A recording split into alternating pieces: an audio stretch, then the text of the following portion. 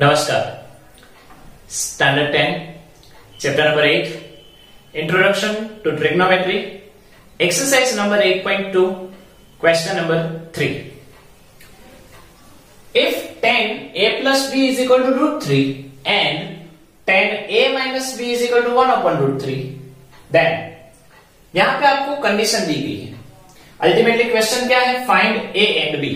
लेकिन कंडीशन का मतलब क्या होता है कि ये जो a प्लस b है बराबर, a angle and b angle जो है उन दोनों को आप लो तो उसकी वैल्यू 0 से बड़ी होगी एंड 90 या 90 से कम होगी।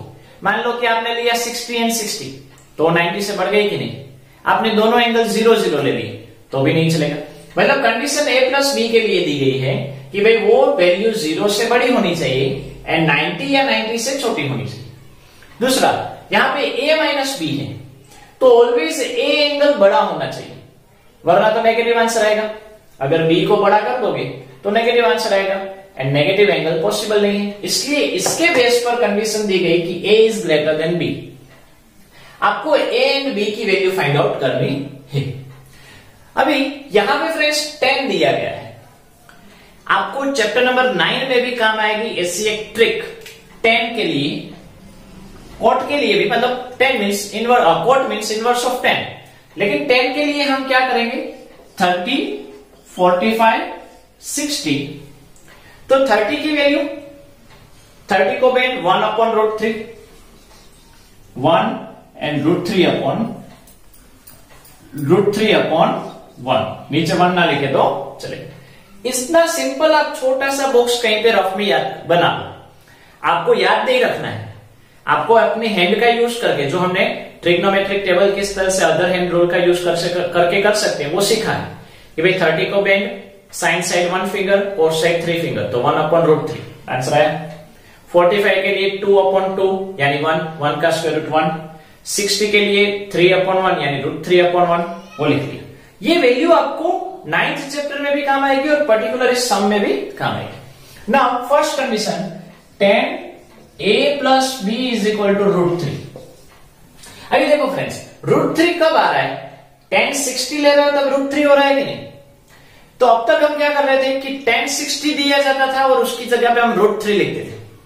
तो यहां पे इस सम में आपको उल्टा करना है कि भाई √3 की जगह पे आप 10 60 ले सकते हो। √3 की जगह पे 10 60 लिख दो। 10 10 कट, क्या बाकी रहा? a plus b is equal to 60, equation number 1। इसी तरह से दूसरी condition 10a minus b is equal to 1/√3। आपको अपने आप करना है, वीडियो को पॉज करो, ओके?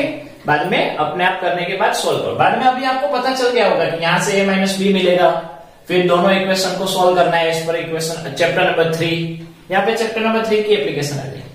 वीडियो को पॉज करो, अपने आप ट्राई करो, हम आगे बढ़ते हैं। अभी यहां पे 1/√3 वैल्यू कब आई? 10 30 पर आई। तो यहां पे 1/√3 की जगह पे हम 10 30 रखेंगे। 10 10 कट, आंसर आया a minus b is equal to 30, equation number 2। Chapter number 3 के मुताबिक इन दोनों इक्वेशन को सोल्व करो। ये प्लस है ये माइनस है तो एलिमिनेशन मेथड यूज करेंगे। मतलब a plus b is equal to 60, a minus b is equal to 30, b cut, a plus a मतलब 2 टाइम्स है 90। a की वैल्यू आई 90/2 इज इक्वल टू 45। a की वैल्यू मिली 45। इस a की वैल्यू को किसी भी इक्वेशन में सब्स्टिट्यूट करो। मान लीजिए कि हम इक्वेशन नंबर 1 में सब्स्टिट्यूट कर रहे हैं तो a plus b is equal to 60, then 45 plus b is equal to 60। So b is equal to 60 minus 45, b is equal to 15। तो इस तरह से फ्रेंड्स थर्ड चैप्टर का यहां पे यूज हुआ, तो आपको ये समझ में आ गया होगा। Next question, now question number 4, state true और फॉल्स। फ्रेंड्स यहां पे आपको क्वेश्चन नंबर 4 में ट्रू एंड फॉल्स दी गई है, लेकिन उसको करने से पहले आप रफ में जो हमारा टेबल है उसके साइन एंड कोसेक की सिर्फ वैल्यू लिख लो। लिखने की मेथड आपको पता है, हमने आगे वीडियो में देखा है कि साइन की वैल्यू अगर चाहिए तो 0 30 45 60 90 शुरुआत करेंगे 0 1 2 3 4 डिवाइड बाय 4, सबको 4 के साथ डिवाइड करेंगे तो 0/4 यानी 0, उसका स्क्वायर रूट 0, 1/4 का स्क्वायर रूट 1/2, यहां पे कट होगा, ऊपर कुछ नहीं तो 1 का स्क्वायर रूट 1, 2 का रूट 2, 3 का रूट 4, 4 का 2 एंड 4 इंटू 4। मतलब ये आपको साइन की वैल्यू मिली। कोस यानी रिवर्स ऑफ साइन, मतलब लास्ट में 1 है तो 1, फिर रूट 3/2, 1/√2, 1/2 एंड 0। पर्टिकुलर कोई इंडिविजुअल वैल्यू आपको चाहिए, जैसे कि sec 45, तब तो हमारी अदर हैंड रूल है ही, लेकिन लिखने के लिए 0 1 2 3 4 ऑल डिवाइड बाय 4 एंड बाद में सबका स्क्वायर। बाद में तो साइन मिल गया, फिर कोस मिल जाएगा, साइन का यूज करके कोसेक, कोस का यूज करके सेक, साइन डिवाइड बाय कोस करोगे तो tan मिल जाएगा, tan का यूज करके कोट। ओके, जो हमने वीडियो में देखा है। अभी पहला question, sine a plus B is equal to sine a plus sine B, मतलब साइन का मल्टीप्लाई a के साथ, साइन का मल्टीप्लाई b के साथ हो रहा है कि नहीं। तो यहाँ पे ट्रायल एंड एरर मेथड का यूज करेंगे।